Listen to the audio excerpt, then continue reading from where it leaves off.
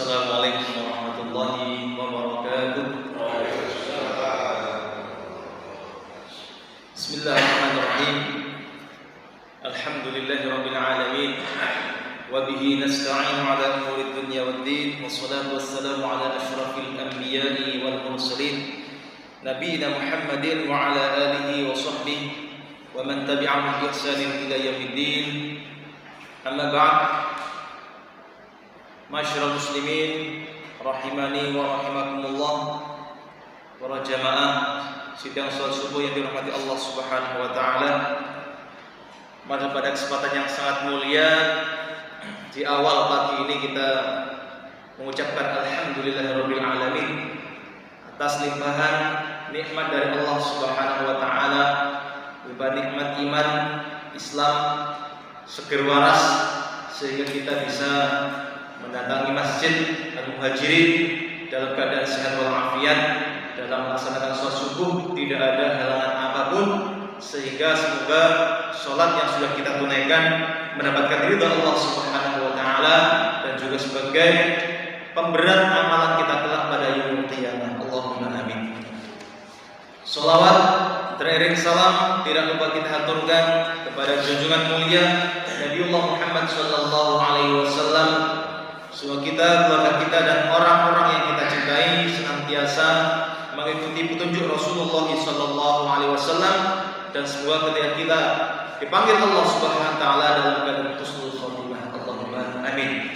Masyarul muslimin rahimakumullah.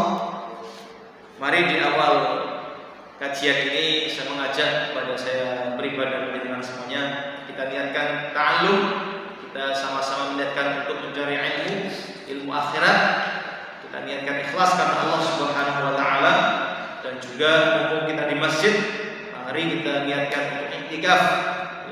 Awaitul iktikaf fi hadzal masjid lillahi taala. Semoga dengan itu pahala kita didobelkan Allah Subhanahu wa taala. Allahumma amin. Para hadirin, para rawuh, kita lanjutkan kembali kajian kitab At-Tadhkirah bi Ahwalil Mauta wa Umuril Akhirah. Kitab tentang pengingat tentang keadaan orang-orang yang meninggal dunia dan perkara-perkara di negeri akhirat. Alhamdulillah, pertemuan sebelumnya sudah kita bahas tentang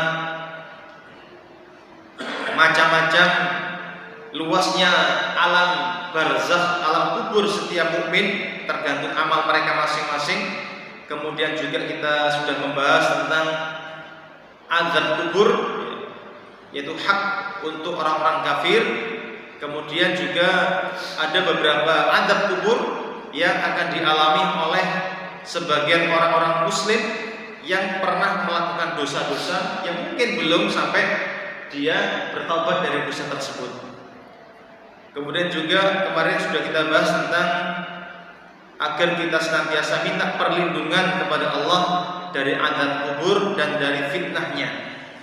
Dan juga kemarin sudah kita bahas tentang bahwasanya mayit itu bisa mendengar apa yang diucapkan oleh orang-orang hidup di sekitarnya. Kemudian ada 5 hal yang bisa menyelamatkan seseorang dari azab kubur. Masih ingat Pak? Yang pertama apa kemarin?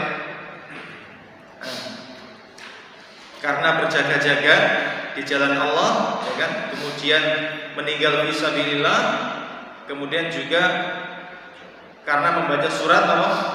Al-Mulk, ya. Atau juga termasuk orang yang meninggal karena sakit perut, ya, dan meninggal pada malam Jumat atau hari Jumat. Alhamdulillah, kita akan lanjutkan dengan bab baru.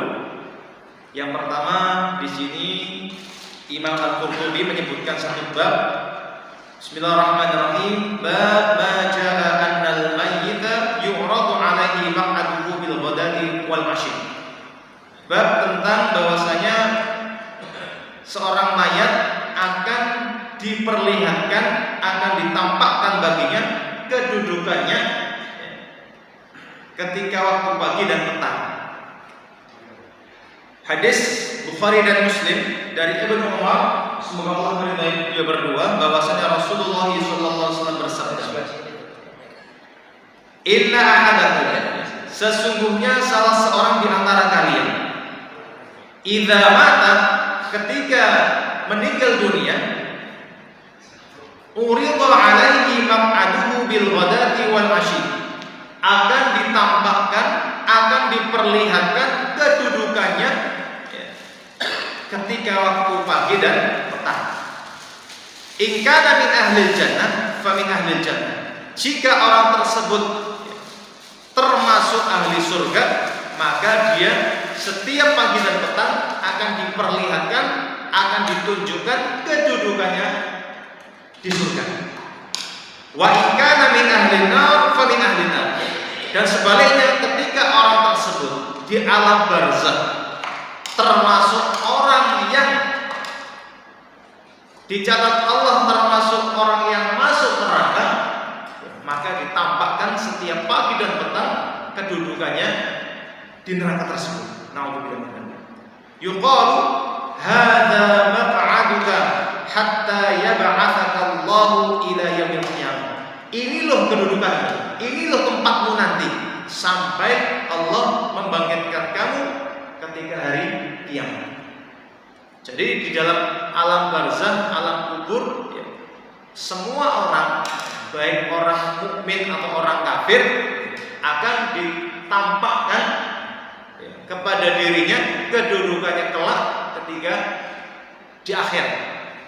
Jadi sebelum masuk surga, sebelum masuk neraka, itu sudah ditampakkan. Makanya orang-orang beriman ketika sudah tahu kedudukan surga, ya Allah, aqimis sa'ah, ya Allah segera-segerakan apa? Hari kiamat, agar segera masuk surga. Dan sebaliknya ketika orang kafir mengetahui kedudukannya di neraka, maka ya Rabbi, lam taqumis sa'ah atau la taqumis sa'ah, ya Allah jangan kau tibakan hari kiamat, karena mereka ketakutan karena kedudukannya yang sangat mengerikan di neraka. Wa qauluhu, dan perkataan beliau, uridu alaihi maq'aduhu, ditampakkan atasnya, atas orang tersebut, seorang mayit tersebut kedudukannya. Qala ulama'una, berkatalah para ulama kami, wa hadza darbun minal adabi katsir, atau dalam redaksi yang lain kabir. Ini adalah bentuk dari azab yang sangat banyak atau yang sangat banyak, kafir atau kabir, besar. Wa indana al-mithal fid dunya, dan ini juga bisa dialami di dunia. Wa kadzalika kaman uridu 'alaihi al-qatl aw ghairihi min al-alatil adzab, sebagaimana orang yang ditampakkan di depannya tentang alat-alat untuk menyiksa, aw man yuhaddid bihi min ghairi an yara'al wa na'udzubillah min adzabil qabr. Jadi ini bisa kita cerna dengan akal. Orang itu umpamanya ada orang salah, ada pencuri, salah, kemudian dia tertangkap. Setelah tertangkap, sebelum dia dihukum, ditampakkan di depannya, ini ada setelika, ini ada gunting umpamanya. Jadi perasaannya dioyak-oyak, nanti saya kena ini, saya seperti itu. Itu seperti orang yang tadi, dia sudah merasa dia akan dihukum, dia ditampakkan di depannya macam-macam hukuman, alat-alat yang akan dibuat untuk nyiksa. Sebaliknya ketika ada orang yang baik, umpamanya dia menang lomba apa gitu kan, maka ditampakkan di situ ada macam-macam hadiah yang akan diterima. Kan senang. Kalau yang pertama tadi orang yang susah, bahkan mungkin sedih, bahkan takut karena alat-alat yang akan dibuat nyiksa dia sudah ditampakkan di depannya. Sebagaimana orang yang mendapatkan hadiah tadi ditampakkan di depannya macam-macam hadiah yang akan mereka peroleh. Di dunia saja bisa kita nalar dengan akal kita, apalagi ketika nanti di alam barzakh. Orang-orang yang beriman, insya Allah mereka akan ditambahkan macam-macam kenikmatan, bahkan kedudukannya di surga. Dan sebaliknya orang-orang kafir akan ditambahkan macam-macam azab yang akan mereka terima, dan juga kedudukannya di neraka Allah Subhanahu wa Ta'ala. Berikutnya bab maja'an arwah syuhada fil jannah dun arwah ghairihim. Bab tentang bahwasanya rohnya para syuhada, para orang mati syahid fil jannah itu di surga.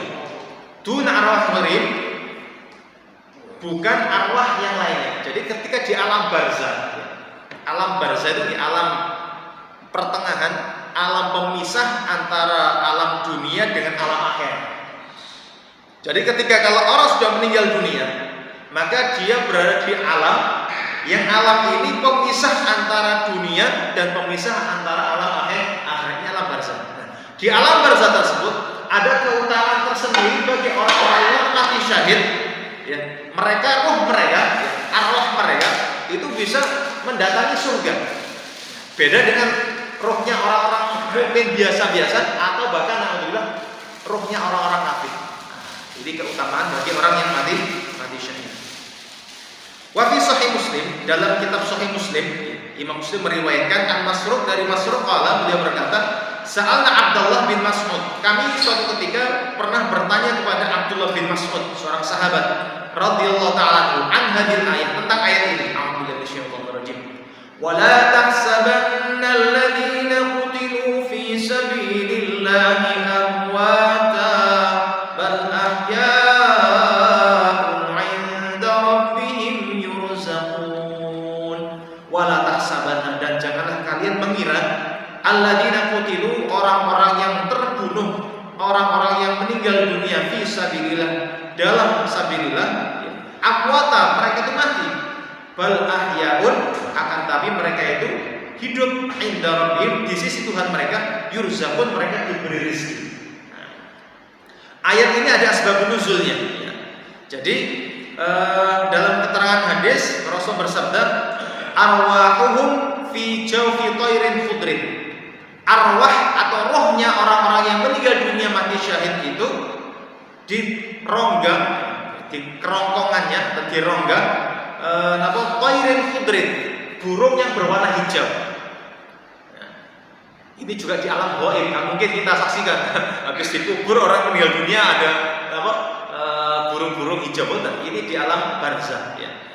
Jadi roh mereka dibawa di rongga atau di mulutnya burung yang berwarna hijau.